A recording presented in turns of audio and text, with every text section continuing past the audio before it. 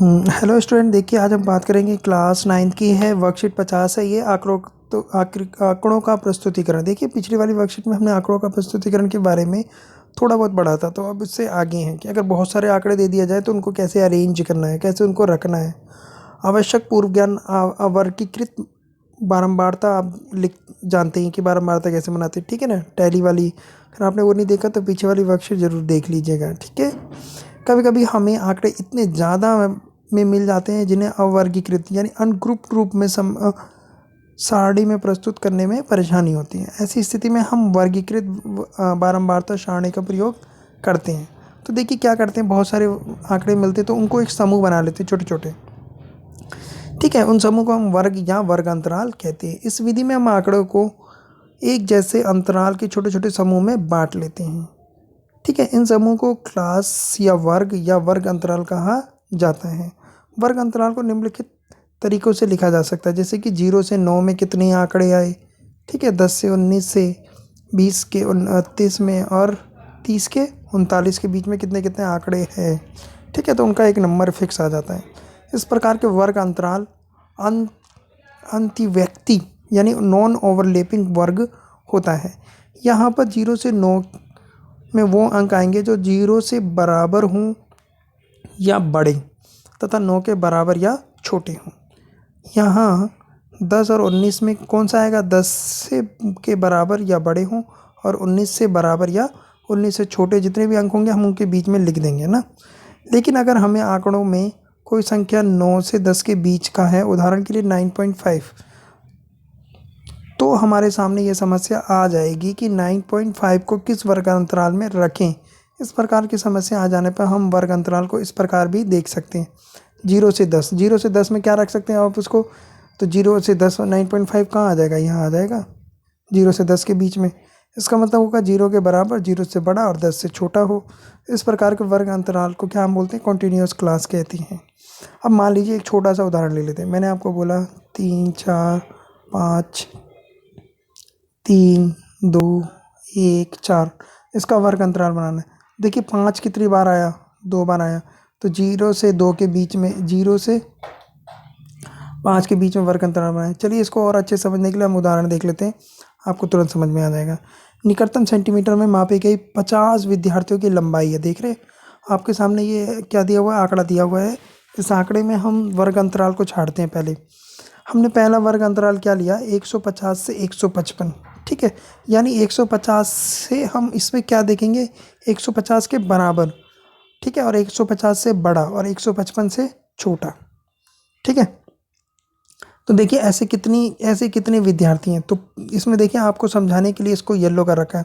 तो देख रहे हैं 150, 154, 2, 154, 150, 151, 154, 153, 154, 152, 153, 153, 154, यानी 155 से हमें नीचे लेना है और 150 से ऊपर का होना चाहिए और 150 के बराबर। तो ऐसे हम गिनेंगे तो कितने आ रहे हैं वो टोटल 12। तो इनका टैली मिलान कैसे करते हैं, 1 2 3 4 5 6 7 8 9 10 और एक 12। इस तरीके से आप देख रहे हैं इसका टैली मिलान भी कर रखा है, टैली चेन भी जिन्हें बोलते हैं, ठीक है। दूसरा वर्ग अंतराल आ गया 155, यानी 155 से बड़े और 160 से छोटे। तो आप देख रहे हैं रेड वाला, तो रेड वाला गिन लीजिए इसके अंदर, ठीक है। इसी तरह आपको आसानी हो जाएगी वर्ग अंतराल में छांटने में। तो 155 से लेकर 160 के बीच में ऐसे 9 हैं, ठीक है। 160 से 165 के बीच में ऐसे कितने, 14 विद्यार्थी हैं। 165 से 170 में 10 हैं। 170 से 175 में कितने, 5 हैं, ठीक है। इसको आप टोटल करके देखें, 50 आना चाहिए। अगर कहीं गलती हो रही है तो आप फिर दोबारा से इस आंकड़े को देखें और उनको छाँटें, ठीक है। इसी को हम बोलते हैं वर्ग अंतराल को लेकर ऊपर दिए गए आंकड़ों का एक वर्गीकृत बारंबारता बंटन सारणी के रूप में निरूपित किया जाता है। चलिए अब आपको करने के लिए दे रखा है, तो इसे में आपको आसानी से समझ में आ जाएगा। देखिए 40 इंजीनियर की उनके आवास से कार्यस्थल, यानी यहाँ वो काम करते हैं, उसकी दूरी दे रखी है, ठीक है। तो अब आप इसको बारंबारता में बांटेंगे, तो देखिए कैसे करना है। तो सबसे पहले इसने बोला 0 से 5 को लो जिसमें 5 सम्मिलित नहीं है। पहला अंतराल लेकर ऊपर दिए गए आंकड़ों को वर्ग में समूह में 5 वाले वर्गीकरण बारंबारता में बांटे। तो क्या लेंगे, 0 से 5, ठीक है, 5 से 10, ऐसे ही 10 से 15, ठीक है। नेक्स्ट इज 15 से 20,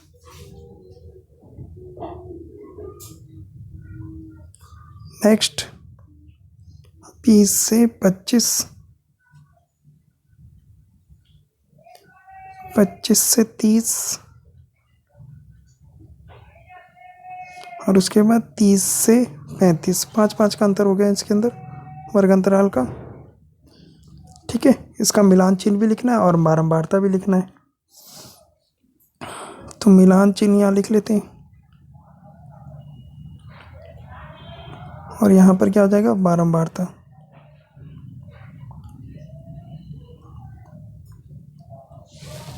अब इसको सॉल्व कर लेंगे। देखिए अब आप गिने तो 0 से 5, 5 मगर 5 को नहीं लेना है, ठीक है। 5 को आप नहीं लेंगे। तो 0 से 5 के बीच में कितनी संख्याएं हैं, तो आप देख रहे हैं 3 है, ये देख रहे हैं 3 हो गया, 1 2 3 4 और ये 5, यानी 5 हो गया। तो 5 1 2 3 4, ये 5। 5 से 10 के बीच में ऐसे गिनेंगे तो वैसे ही आपका देखेंगे तो ये 11 होंगे, गिन लीजिएगा। तो 1 2 3 4 5 6 7 8 9 10 और 1 11। ऐसे ही 10 से 15 के बीच में, यानी कि जो 10 से बड़े और 15 से छोटे हों, तो ऐसे आपकी 12 संख्याएं हैं।